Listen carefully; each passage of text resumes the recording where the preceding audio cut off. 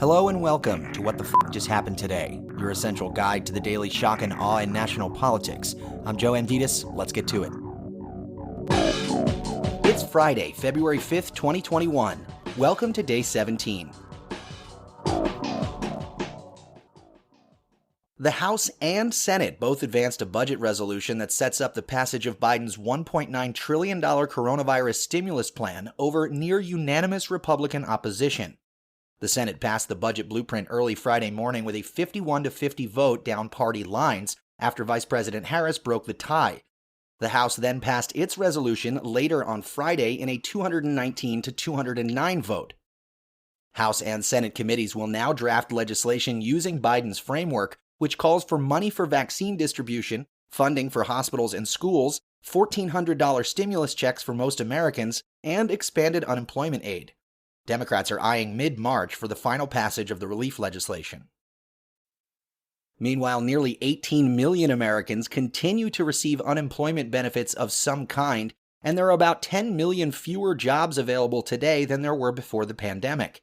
More than 1 million Americans have filed first-time unemployment claims for the 46th consecutive week last week, while almost 40% of jobless workers, totaling about 4 million people, are now classified as long-term unemployed, nearing the record of 46% that was set following the Great Recession. The U.S. economy added 49,000 jobs in January as the unemployment rate fell to 6.3%. In response to the jobs report, Biden said it's very clear that our economy is still in trouble.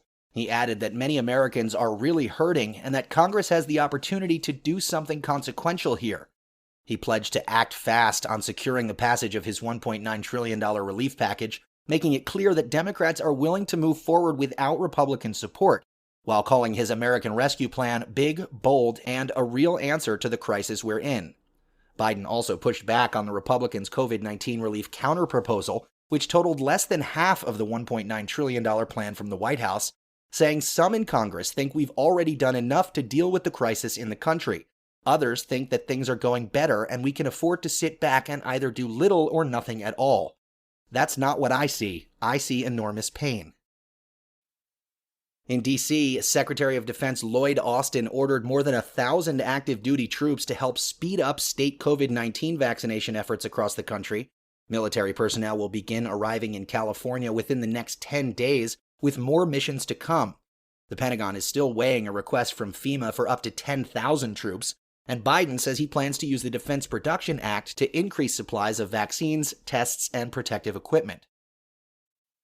And finally, the House voted to remove Marjorie Taylor Greene from her 2 committee seats for her embrace of baseless conspiracy theories and her support of violent rhetoric against Democrats, including the assassination of Nancy Pelosi.